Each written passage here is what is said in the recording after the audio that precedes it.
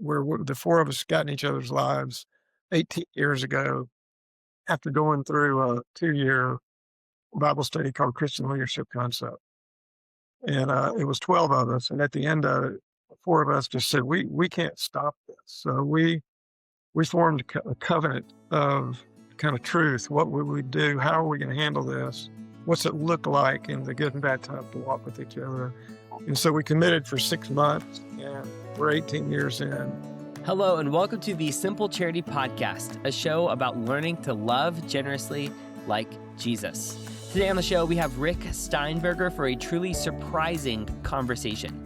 Rick is the CEO of National Christian Foundation in Orlando, and our conversation begins by talking about Rick's role helping wealthy Christians give generously in tax-efficient ways. He also casually mentions that he has helped 2 people give private jets to their donor-advised funds to support Christian ministries. But then our conversation turns to deeper matters. How are we formed into the likeness of Christ? How do you create a deep, intentional community in the modern world? Rick shares invaluable wisdom on how to journey with a group of trusted friends.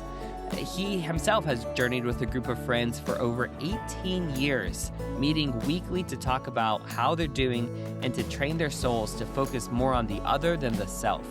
Join me for a conversation not just about generosity, but about community, and specifically the deep covenantal kind of community that changes us for the better.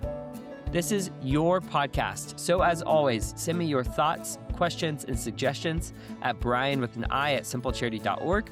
And if the show is helpful to you, please click a 5-star rating in your podcast app, whether that's Spotify, Apple Podcasts, and also click like and subscribe. You can do that on YouTube as well. All these little actions help the algorithm get the show out to more listeners. Thank you so much for taking a moment to do that. I'm so glad you're with us today. Hi. My name is Melissa, and I serve as a Simple Charity philanthropic advisor to individuals, couples, families, foundations, and family offices in the Raleigh-Durham, Chapel Hill area of North Carolina, but also to clients around the country. If you're curious about your own generosity journey and would like help thinking through a philanthropic strategy with intentionality to discern where God is calling you to love people, to find excellent nonprofits to partner with, or to understand the impact of your current grant making, I would love to connect and share more about Simple Charity's philanthropic advising offerings. You can connect with me at melissahall@simplecharity.org. That's melissahall@simplecharity.org. And you can learn more about us at simplecharity.org. That's simplecharity.org. Sean Connor Anderson and Rick Steinberger, welcome to the Simple Charity Podcast. Thank Hello, you. hello. Well, Sean, we work together, and you are a philanthropic advisor in Central Florida with Simple Charity. Rick, you are the CEO of National Christian Foundation in Orlando, and you are our guest on the show today. And Rick, what are you grateful for?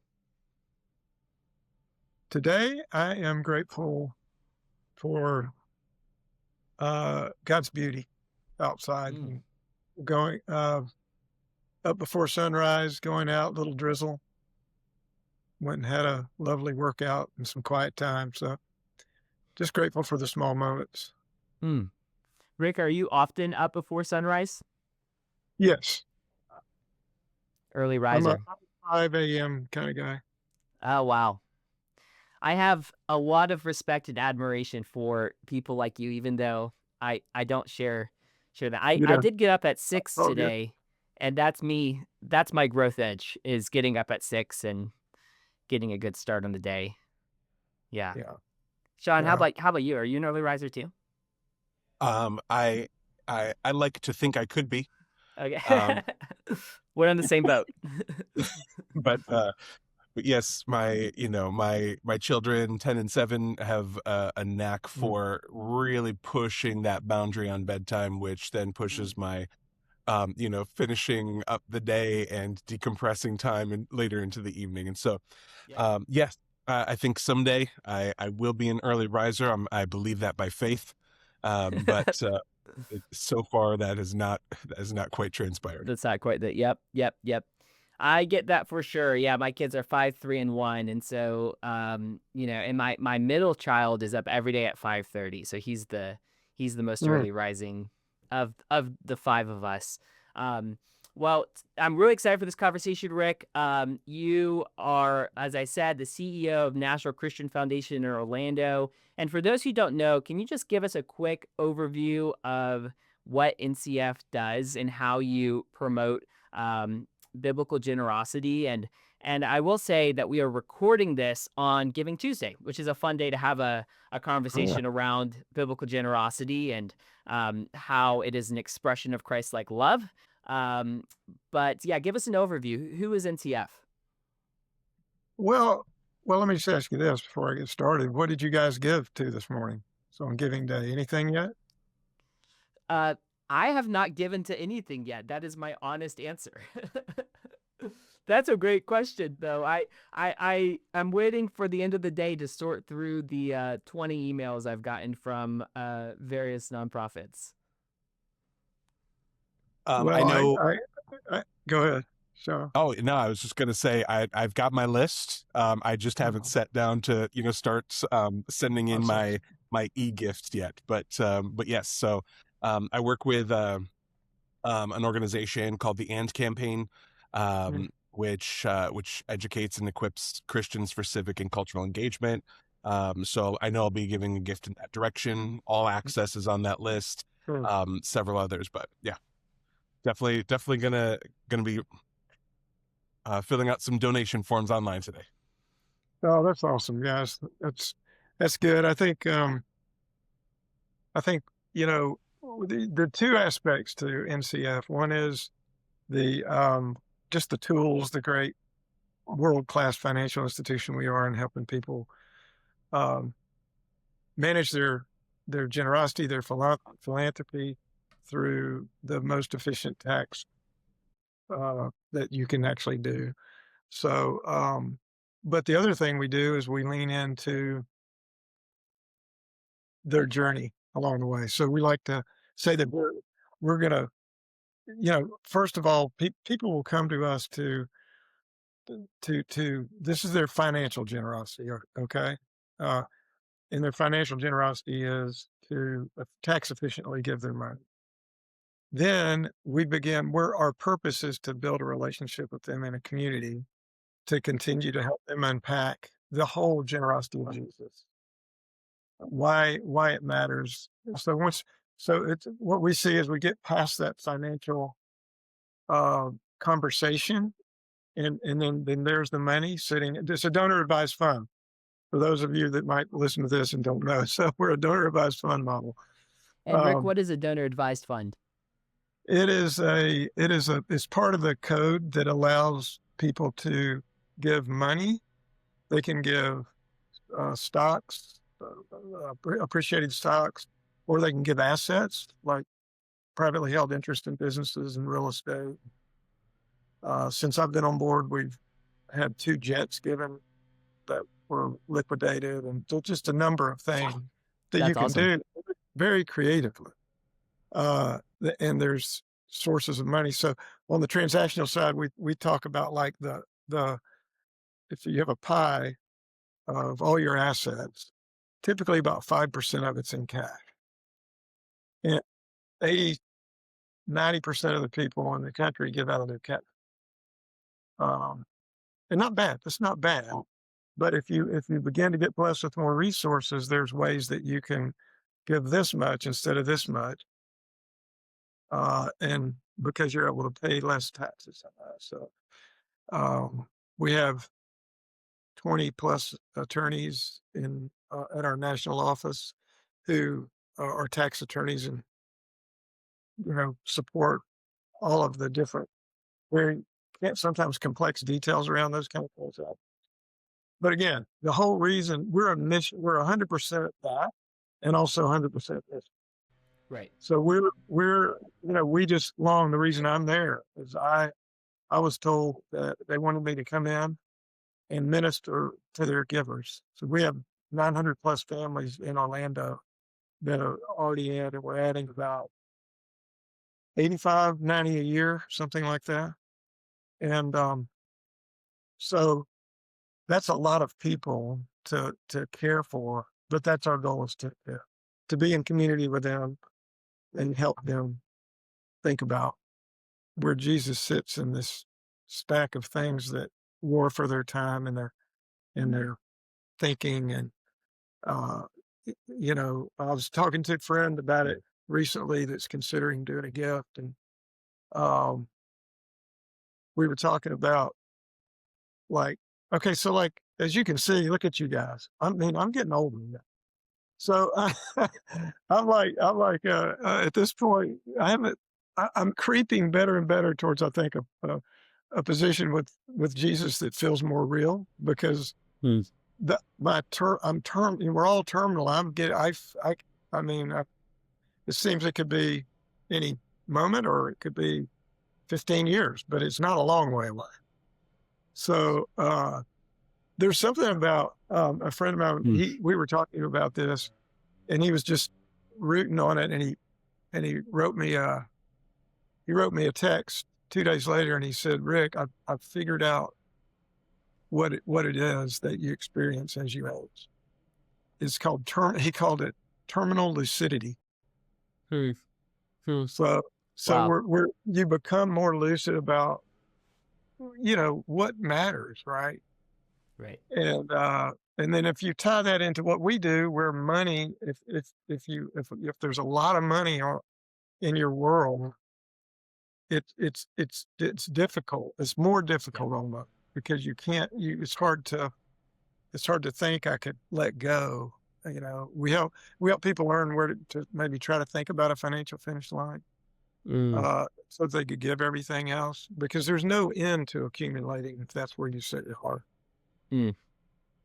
Um, I'm interested, Rick, in the ministry side of what NCF does. And I think that's where NCF even positions itself uniquely in the world of donor advised funds. A lot of big kind of deal brokers and banks offer donor advised fund products these days, but NCF really is about, the vision of NCF is every person reached and restored through the love of Christ. And I love that vision. If there's any other organization that I could steal their vision statement, it would be NCF. Um, I don't think that's oh, allowed. it's free, I don't know you're if you free to guys would do sue me. it. You know. Simple No, I think Charity's we're vision open to statement answer. might look very similar to yours one day. But I don't so remember I'm seeing a curious. trademark on that one. I'm just No, saying. we're open, and we are, and there's a culture that we are. So it goes back to the founder of NCF. He got the first letter for the DAFs, the way you understand them today. He got the first private letter ruling from the IRS to do a DAF. And Fidelity called him and said, "Hey, will you do ours?" And he goes, "Well, no, but here, I'll just give you mine. Just change our name, put your name in, you'll be fine." So that's how. And he didn't. He just, and other things have happened through the years where other people doing what we do, maybe have attracted other donors that maybe we're not getting, and the culture here is like, we do what we're doing. We're leaning in, and um, we don't control that. Uh, it's Yeah, just a positive culture from a ministry standpoint. yeah. You know, Well, what is that journey that you want NCF givers to go on? And what is the kind of, I guess, spiritual significance of this letting go of resources and of, you know, of, yeah, like what's the spiritual impact when people give their jet to a donor, to an NCF, donor advice? Like, how does that change someone's walk with the Lord in your experience? yeah, no, it's well. First of all, that's a lot of questions. But first, I Sorry. think the first question, I think the first question, what I heard first, I think, was like, what's it like to journey alongside? Yeah. And I think I'll start there, because every journey is a little different, and everybody's doing well in some areas with their walk with Jesus, and including me, and when I say the second part, which is we're not doing well at times because we're just, Yeah. whatever. I mean, it's subtle, it's cunning, it's hard to really be tracking deeply all the time.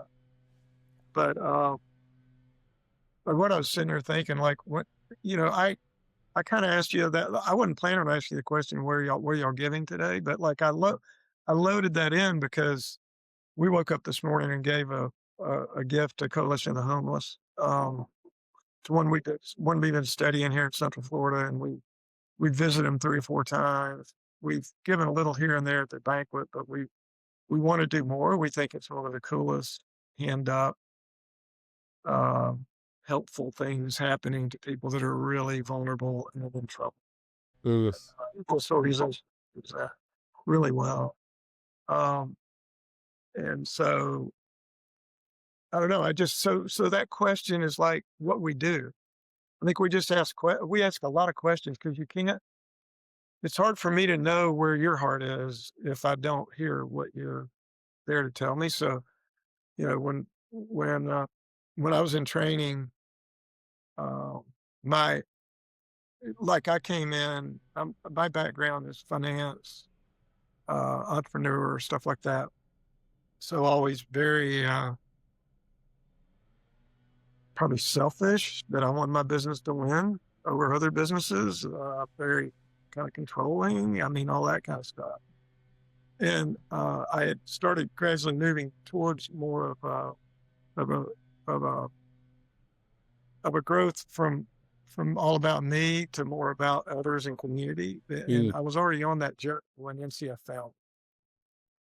And but they were I just couldn't help having the reps that I've had from all the rest of my life and wanting to sell this product so badly that that's how I wanted to help people.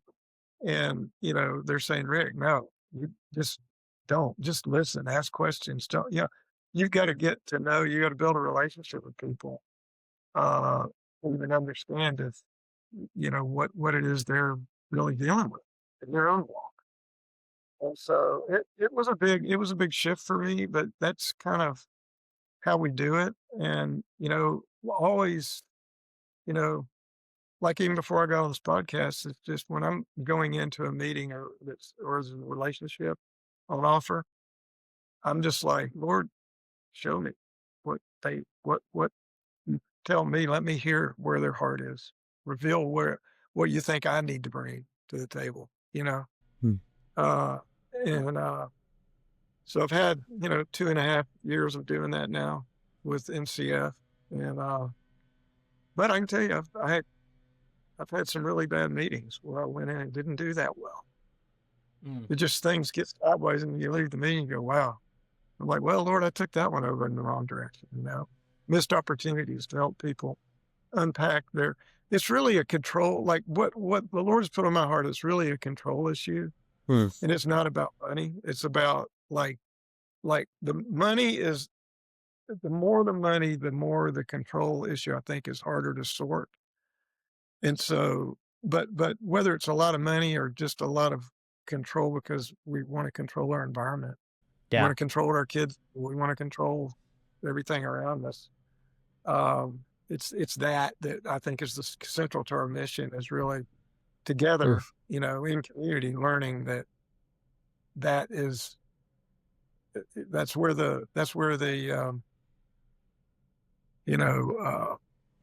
the not like so this and I've got look I'm jumping to something different here too.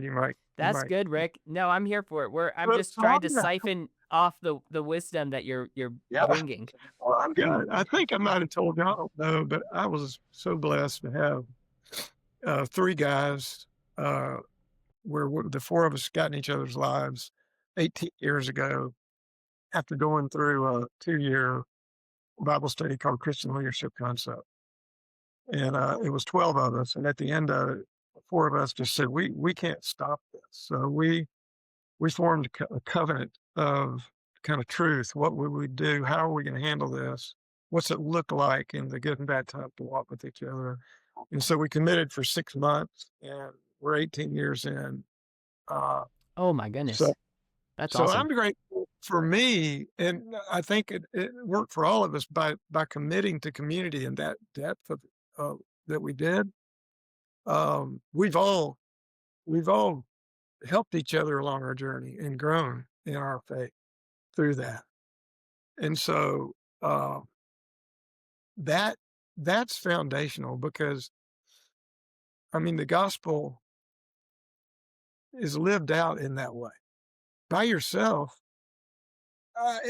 you know, I don't want to say that that's not, but because obviously um, there's been a lot of people over time that have gone into total monk like presence with God nonstop. There's a little relationship with other monks, but which is good. But you know what I mean. I think that's good too. But I think there's a rhythm that we've landed on that's similar to what you saw Jesus do in the scriptures, which is we need our own Yeah. private, time with Jesus. Then we need to come back together and encourage each other about what we're going to do with that. And then we need to go do that and then come back and start over. So just rinse and repeat. Yeah. And so that's kind of where we landed. But all of that is formed to gradually move my heart to be in more of a ministry role than a financial business role. Mm. Um, So I think what I am hearing you saying, Rick, is that when we talk about giving, even like being really specific, we're talking about giving money. That is just really such an even like a secondary issue, or maybe tertiary. I don't know where in the chain of issues, but when really what I hear you describing is discipleship and spiritual formation, growth, and just knowing the Lord and our relationship with the Lord. And one of the things I think about often in my work, helping folks give wealth, make a plan of where to give, and discern where to give, is when Jesus says to seek first the kingdom of God and His righteousness. And you know, I think nothing else can be central. There's this Kierkegaard quote that you read in a Journey of Generosity Retreat where he says, you know, nothing else can be central but the kingdom of God and His righteousness in our lives. That's the only thing that can be first. So giving, generously to the poor is not the main thing.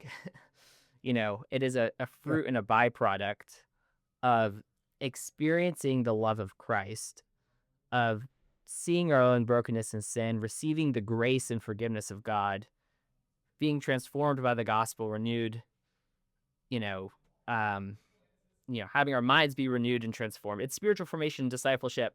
And then as those things happen and we grow and become more healthy, we actually look more and more like Jesus over time. But I think that's an important thing. I don't know, even in the world of philanthropy, sometimes it feels like there's this impulse to be kind of money obsessed. um, and I think there's a subtle thing. I mean, I feel in my own heart, I've only, been working on Simple Charity for 6 years, and I've met a lot of nonprofit leaders, and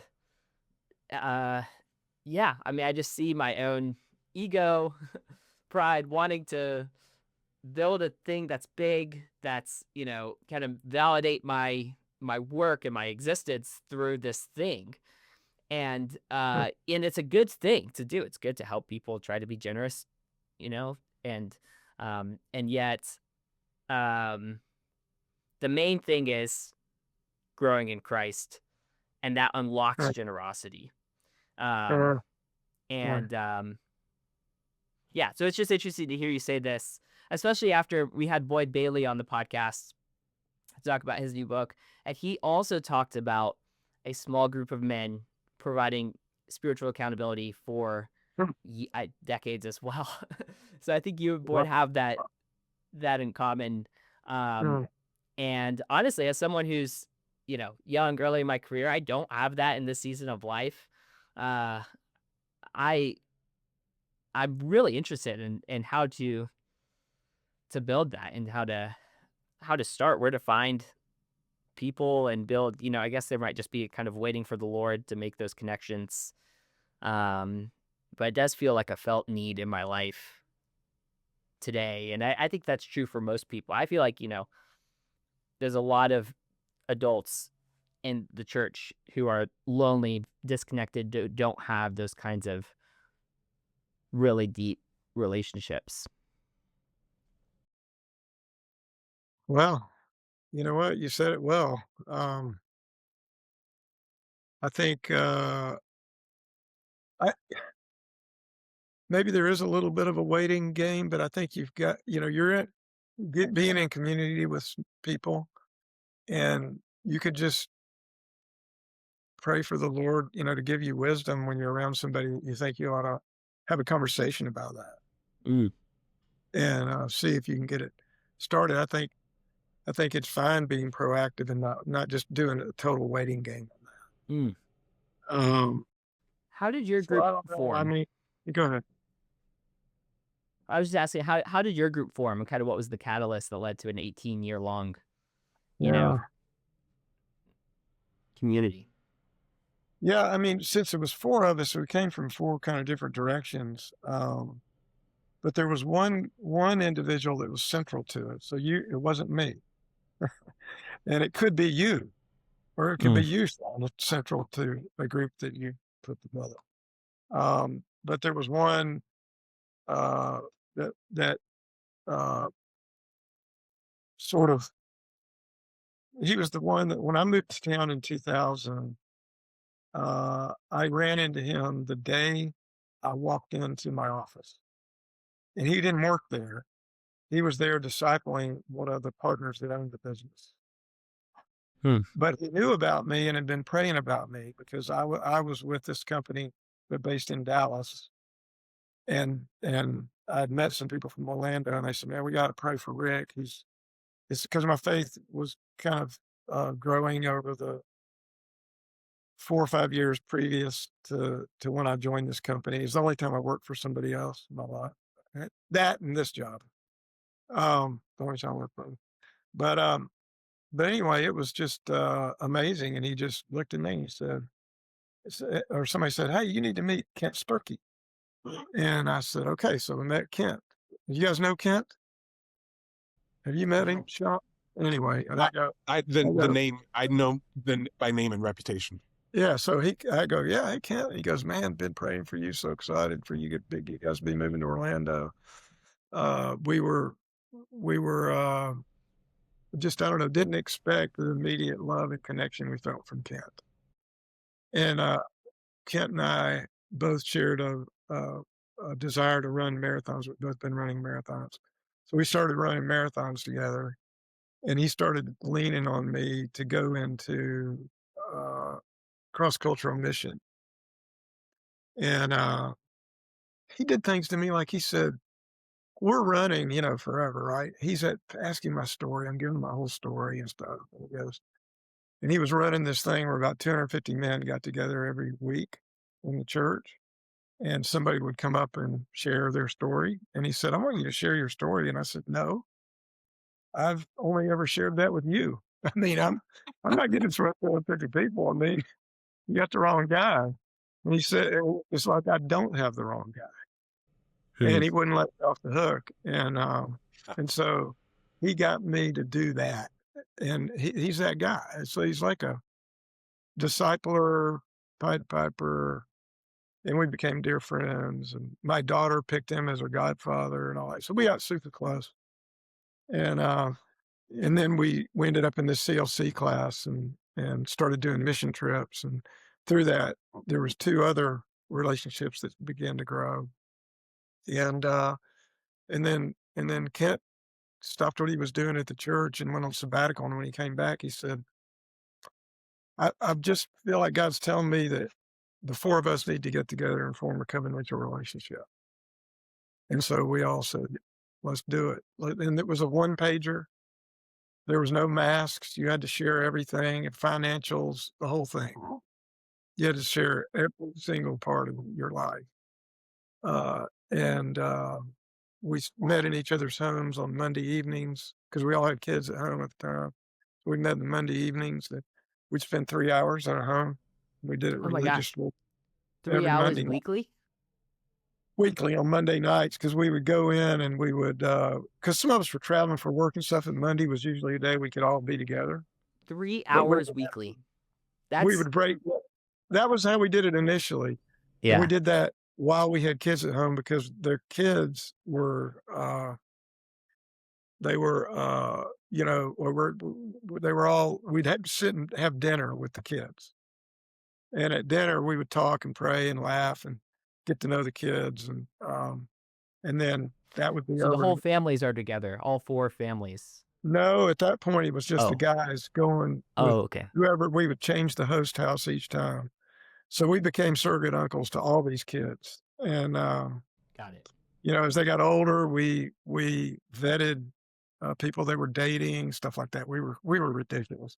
They had no chance. This is Yeah. awful. We did this thing we called the awkward hug, especially like for the girls.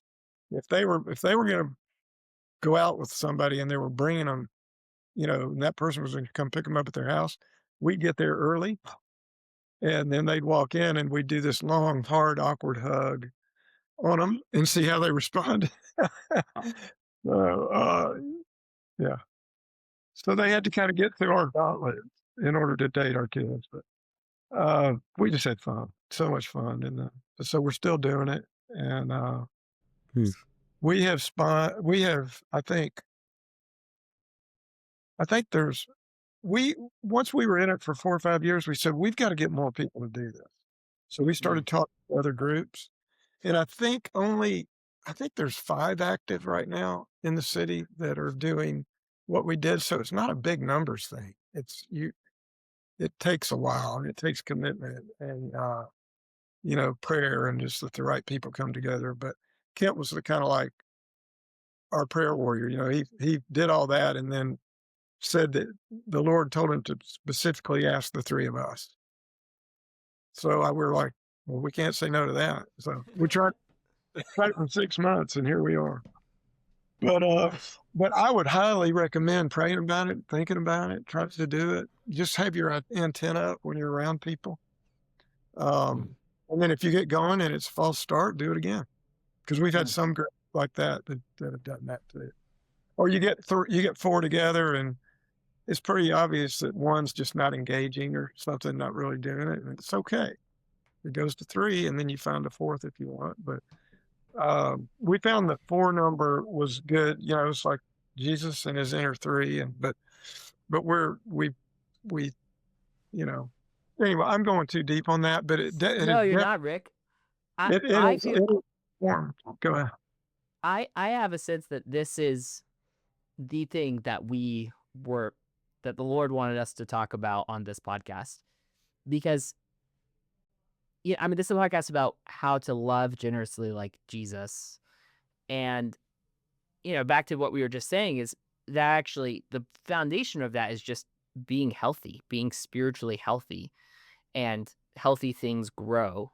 And when we're spiritually healthy, we grow towards Christ. Right. And I just feel like we live in such a lonely time. It is hard to describe how much I desire what you are talking about. And it's something I think about often. I have this like fascination with the Inklings and like the friendship of C.S. Lewis and J.R.R. Tolkien, and they would meet once a week in a pub or twice a week and share what they were writing and talk, and they did life together for over a decade, and it was this kind of generative community that produced the Lord of the Rings and everything that C.S. Lewis wrote, Mere Christier, and I have this like just fascination with that, and but I also just think, gosh, I don't even know where to start to make something like that in the suburbs of Atlanta, in a world where everyone's just online all the time, and if they're not online, they're at home watching Netflix or something. So I feel like what you are describing is needed in my life. And I feel pretty confident that a lot of folks who are listening to this also need this kind of community that you're describing. Uh, Um, Brian, I would double down on that, and I think this is Rick and I got a chance to meet a couple months ago at one of the NCF Orlando events for Next Gen called Within Our Reach, and we had some of this initial conversation. I was so hoping you would bring this up today, Rick, mm, because I think this is something that the Lord is resonating really across the body of Christ mm, to re-engage this idea of um, intimate community. And yeah. we look at and I love different expressions of the local body on a week to week basis, but much of it is built around this idea of a stage and seats model. It's a very theatrical model of we're in a concert for during musical worship kind of format, and then you've got kind of a lecture style, which is that biblical? Sure. But the bulk of Jesus's time was spent around tables and in conversations and in walking together. mm, So when I hear Brian talk about the conversation with Boyd Bailey and our conversation that I'm so glad we're touching on today, you say we're going too deep, and I'm saying, no, this is the Lord, like this, let's have this conversation, because it's one of the most missing components, I think, in, to use Brian's term, spiritual formation, and mm, recognizing this is life on life, this is living stone on living stone, and learning to do life together. So yeah, I love this yeah. topic. So continue. I would even kind of tack on a question with that. How have you seen your experience with this tight knit group of men and families? How has that shaped your approach to your work with NCF, like to your work in the generosity space? I'd be curious to know, like, where you saw that some of those things kind of overlap or kind of influence your work in that space. Oh, yeah, I mean, very deeply. I mean, I don't know I need to explain that to you, but, yeah, so,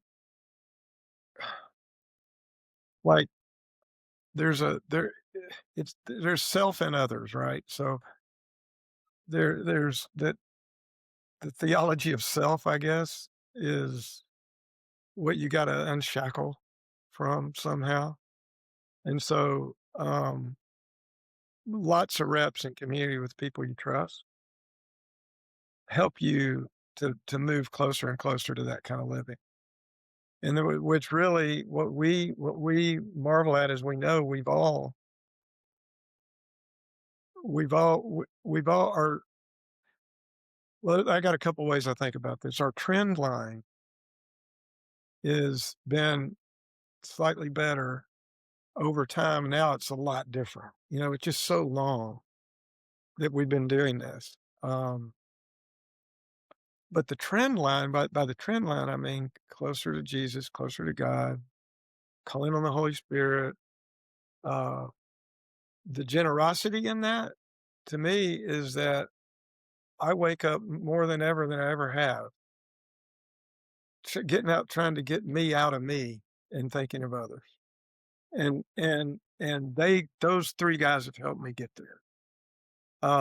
And just through their love, our conversations, we've done some different studies over the years, that we've gone into. We've shared, like, what does this mean to you? And we go through the whole thing. And oftentimes when we don't really even need to do that, we get together and there's so many rich spiritual things on our heart just from our own quiet time or something. We're able to share and uh, sort of encourage each other and encourage each other's faith. And the result of that, to me, is becoming others focused more and more and more. And I know that's happened for me, and I started as a very different than that. When I met Kent and I started getting into all this, experiencing my faith the way that I did.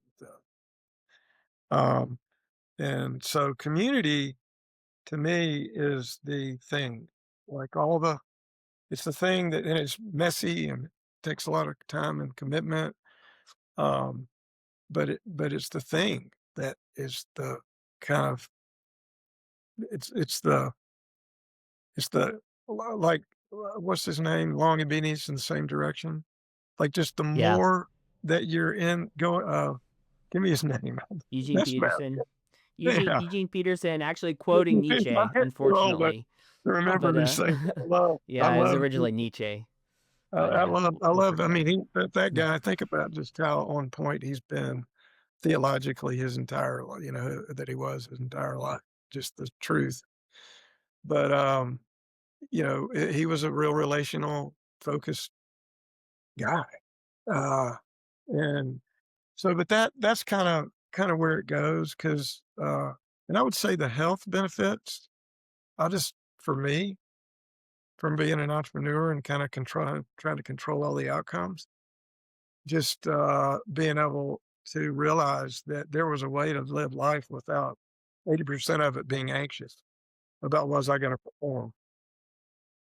And these guys helped me get there. I think we all helped each other get there. I mean, it's a natural, like what you said, Brian, earlier is like I keep thinking I want to do this big thing, and doing the big thing is not bad. It's just if that's where your identity is, that's where you get separated from Jesus. And so that's what's important to have community around you to help encourage and call you out and things like that. So you just kind of get you get turned in the right direction. Yeah. Um, and so it's still hard, you know. It's so funny. Like for me, I'll say that I was thinking about this the other day. I had a little anxious feeling, and I was going, I'm really not. This is about 6 months ago. And here I've been at this for a long time. But I went like, wait a minute. And I just started going into quiet time with the Lord. I said, Lord, I don't have anything to be anxious about. Are you trying to tell me something? Holy Spirit, give me So it just kind of like it changes from where I knew I was anxious because I was trying to control things that were going to happen in the future that I don't know what's going to happen in the future, but I thought I did, or I want to try to make it happen. But it creates, which I think evil wants us to be anxious and respond from the heart of anxiety, not a heart of love and service. So that's been part of the journey too. Yeah. Yeah, that's an interesting, and that also bridges this, that point you just made, Rick, bridges this connection of having a healthy community, being healthy spiritually, and then generosity. Because I think, one of the big reasons we struggle with being generous is fear and anxiety. And so actually having a community in which to maybe manage isn't the right word, but to, you know, kind of a valve for that anxiety. Mm. It makes sense that actually opens up cheerful giving, to use Paul's language. I have some practical questions for you, Rick. When you guys meet, is there structure? Is there a agenda for those gatherings, or yeah, what does the structure look like?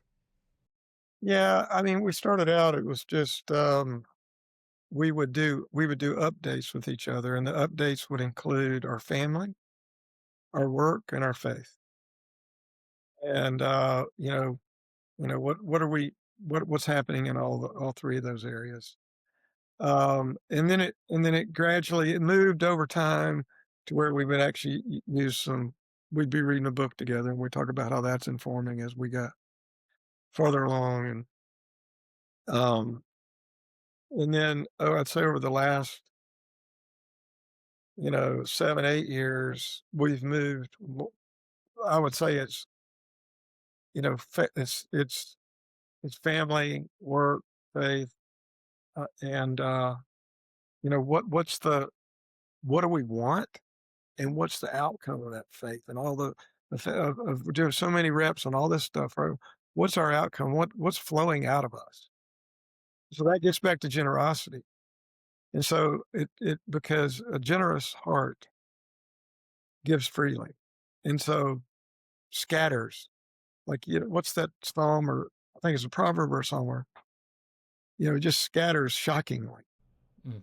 that can only be done from a strong foundation of faith in Jesus and understanding what he did for us. Like I had, uh, I worked for Young Life, uh, for 3.5 years before I did this. And, in Florida, the Florida region guy that was leading here required us to go to a silent retreat at the end of the year, every year, kind of in December it was 2 days, total silence, 80 or so of us at Southwind Camp, all trying to be quiet at the same time. It's hard for a bunch of Young Life people, but, we did it. And, but I never forget, like, I was like, "I can't do that." Like, I'm not I mean, I I've heard people talk about it, I don't wanna do it. And the guy says, "You gotta do it." And so I go, and boy, I bring books, I've got all these things, and I'm trying the best I can, and, it's pretty cool, it's relaxing, but nothing's really happening, and literally, we had a closing vespers, and about 10 minutes before that, I was sitting on a bench by a lake and, was overwhelmed by the, uh, depth and just reality of what Jesus did for me. Uh, I think I kinda contextualized it in different ways, and I feel like Jesus revealed to me what he did for me, and I was like, I couldn't even voice a word. So the silent retreat's over, and I can't even talk. I mean, I'm just so blown away by understanding the depth of that, and I don't know how I got there and why it was revealed in such reality, to me in that way, but it's definitely informed my walk ever since. And, so, when we talk about, when they asked me to join NCF and they said, "We really want you to minister to people," that's what I'm talking to Jesus going, "Thanks for doing what you did for me.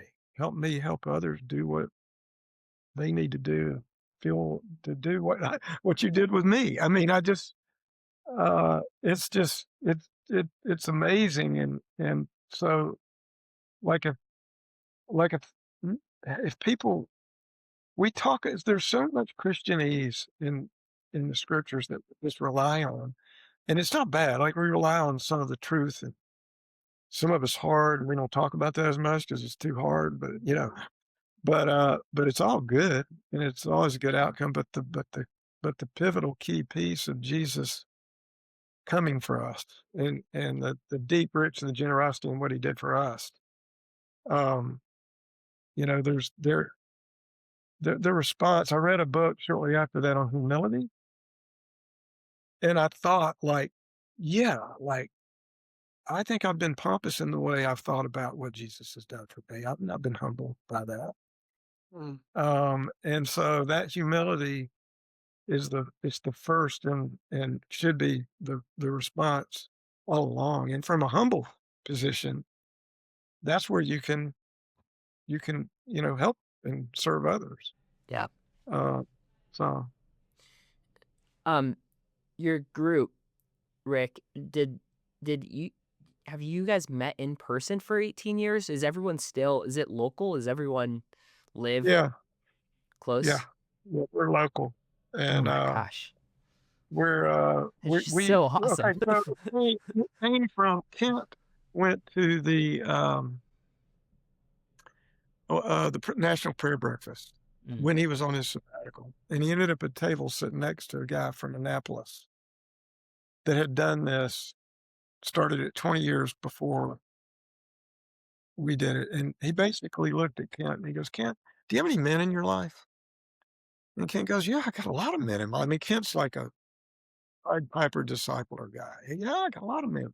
"Well, who are they? And what are y'all doing?" And and Kent was fumbling and bumbling over it. He had some decent answers, but he said, "You need some men seriously in your life." And Kent goes, "What do you mean?" And he shared the covenant with Kent. And so Kent left the National Prayer Breakfast and went back to his sabbatical where he was doing it in South Carolina at a friend's beach house. and he just started praying, and God put us on his heart. And so that's how that started.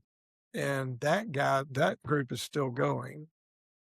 And we still touch base with them from time to time. They're very interested in how we progress. We've been at it for 18 years, yeah. And for us, this doesn't have to happen, and it doesn't normally happen in the groups that they've spawned. But one of the blessings we had that we kind of together marveled with this original founding group in Annapolis was that Marty Sherman's the guy that started it up there. I don't know if you've ever heard that name. Um, uh, but so where was I? So the way ours started, we were in each other's homes, and they recommended that. But I don't know that they didn't really do that. And they didn't discipline down this other group as much on that. But in so doing, we got to know each other's wives really, really well over time, and then our wives started getting to know each other. As it's turned out, now we're all it is a full on, but the guys still meet on their own, and the girls now meet on their own. So they don't do it like we do it, but they take time for each other. And this, I don't know, their experience is a little different. But we, as a group, from time to time, we do something together. Like right now, all 8 of us are convening twice a month and going through, where's this book? 57 words that 57 words that change the world. So it's the Lord's Prayer. And we're just going through that page by page and sharing and doing things. So yeah, so we're doing that. But the guys are still meeting. Now we're meeting Friday mornings for an hour to an hour and a half. A little briefer, or our reps are a little quicker. We still find time to get together for longer than that from time to time. We as couples, we travel once a year somewhere and have some fun, stuff like that. It's awesome. So I don't know It just if that answered that question or not. it did, Rick. Yeah, this is just it's gold, and I feel like um I have an action item from this podcast, which I was not expecting um to to pursue this, because I know that I need it. I know, frankly, probably the other 3 guys who I don't know who they are right now, but they probably need it too. And um I just think following Jesus is not a individual sport, it's a team sport. Yeah, And like, this is yeah, I think the path to spiritual growth, or a really crucial one. But I have this feeling in my stomach, like uh it's going to take some work to build it, and like I'm about to have to start. I don't know, it feels like when you're like dating, and and you have to yeah. like get married. I mean, that And the idea of reaching out to 3 other people and saying, hey, do you want to enter into a covenantal friendship and kind of brotherhood, um good point. feels That's a so good point. intimidating. It is. I mean, that is a good point. I would say that, like, maybe it's almost a step before that, like, because I'm thinking for us, there have been some groups that have started just seeing what we did, but and again, that works, but knowing how we did it was that the steps before that was we did a 2-year study in Christian leadership concepts. Do you know what that is? Right. Yeah. No, So I that was I, I don't know what this. oh, you don't? It's just, it's a syllabus that a fellow put together out of Nashville that it's a heavy load for people that are working and have kids, but, it's worth it, and so you get it's 104 weeks of study that takes about takes several hours to get ready for one meeting a week, and then you review all those things, and you keep plowing through this thing. Um, so 3 of the 4 of us were in the same CLC class. The 4th one was in a different CLC class. During all that, we started kind of meeting and seeing each other and hanging out, doing some fun things, and then started doing mission trips. So we had all these reps, but it wasn't just the four of us. There was a bigger group than that, but we were doing mission trips and doing other things, and our families were kind of getting to know each other a little bit. So there were some reps, some kind of Yeah. life and faith reps that had taken place a little bit in there. So give it some time, give it some space. You could, but I think you Yeah. can always say, "Hey, this is the idea. No pressure on this, but like, let's Float start. it. Let's not how we might enter into this, and you know, or say, are you interested? Right? Would you do this? Would you join me in this? Ask the question. Yeah. You'll I know. like that. Go ahead, Rick. I just think you'll know pretty quickly. But your kids will benefit, you know, your wives, I mean, and then the larger community. It's a fa it's a it well, Kent's thing was, it's like, Jesus would go by himself and talk to God. Then he would, like, bring his inner 3 in at times and then get with all the disciples. We talked about it earlier. It's a it's a stepping stone. So I would start out with time with God. Now that you're kind of pushing me to think where you start with time with God and praying and asking. And if you've not ever seen this book, Being with God, Hmm. it's by A.J. Sherrill. Do you know him? You I guys do know not. A.J.? That is a great book to get kind of focused and dropped in to being with God. Hopefully in that ultimate conversation, which is collaborative, not not just trying. There's a piece to listening and just trying to be quiet, but is there a way to have a collaboration in that space? And that's what AJ helps you to try to move towards. And yeah, he's an amazing uh, theologian, young theologian. Uh, so you can look him up. He's got a couple other books too. They're cool, but you start there, start with that foundation, and in those foundations, I think you just get more centered where you know it when you see it. After spending time with that. Well, I have one last question for you, Rick. But before I do that, Sean, any other final questions that you have for Rick? No, I've been taking notes as we've been going. I think one of my big takeaways here is it's that longevity aspect, and you exemplified it in the word reps. Multiple times, kind of across our conversation, and that's the part that I think is probably the trickiest for our culture is doing that, showing up day to day. No one's looking. It's not on a stage. It's not particularly appealing from our worldly or materialistic point of view, but it's the thing that really moves the needle the most, that trends over time. So just really appreciated that Yeah. that reminder. Yeah, Brian, Well, what do you yeah, got? yeah, it's good. All right, Rick. Last question for you is what are you learning in this season of life about what it means to love generously like Jesus? Yeah.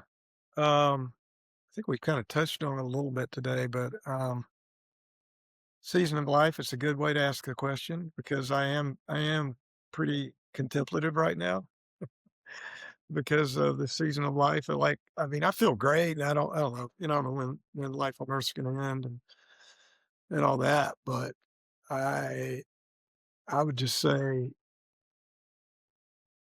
I would say there's just a peace to sorting out, and there's just a peace in my heart to sorting out that I just don't control. I don't control what other people do. Um, and I'm not loving on them so I can control them. I want to love them and so that they feel the love of Jesus. And that has moved more and more and more. And it's so funny. I did a little talk about a year ago for a group, in Florida, and I hit a lot on community, as you can tell. But like I was thinking about like what happens in your walk. How could you define your walk? And I was thinking about this idea of this chart. Like you're heading in the right direction. Just take a step back. It's a battle. Satan's involved. Control, whatever. All that. I think one thing that's hit on me recently is it's less of a trend line. The reality for me in pursuing others and pursuing a good relationship with Jesus is I'm either doing that, which gets that meter going, just absolutely redlining full speed like an F1 race car. Like I'm ripping down the, racetrack of loving others, or I'm not, and it's here. So it's like, there's not like this, oh, I'm doing okay, but I'm getting better. It's either you're here or you're here. And I just have a sense of urgency of trying to stay here. Stay with the pedal to the metal in serving and loving well. And try not to get too hung up on when that's not happening, because it's not going to happen perfectly, but I just want to keep trying to do that. And I want to impact my grandkids, and my kids, and then of course others. But grandkids are a huge blessing, and I love them, and there's just such a treat to be in their life, and they're coming along, in their faith and in their experience in the world and what they're all about. But just being there, that's probably one of the things I'm most excited about is that. But I don't want it to stop at that. I really want it to be, I've got a great platform with NCO to be able to do that with other people that are sorting things out like me. And, in many cases, I get paired with the people more my age in NCO, which makes sense. I got some younger people that I serve as well, but, I like that. I mean, we're kind of tracking, we're trying to figure things out together. And so there's a lot of wisdom out there. People that have already been in the giving journey of money. But the ones that I get around that really impress me big time are the ones that are giving crazy amounts of money. That's really impressive, right? Yeah. But if you couple that with giving of their time, so there's everything God's entrusted with us. We say it in NCS thing. We're going to help people, steward everything that God's entrusted with. So we can't do that from a position if we're not trying to do that ourselves. But everything that's entrusted with is a lot, and it's different for different people, different talents they may have. They may not have as much money, but they've got other things they can give. So that's where I feel drawn right now, is to unpack that and help others, find, a joy and a peace in that journey. The invitation to grow this week is to begin to form a covenantal community like Rick described. It won't happen overnight, but maybe begin by praying for the Lord to lead you to a few other people to start this conversation with. Thank you so much to Rick Steinberger and Sean Connor Anderson for joining me on the show. If you have feedback on this episode, you can reach me at brian@simplecharity.org.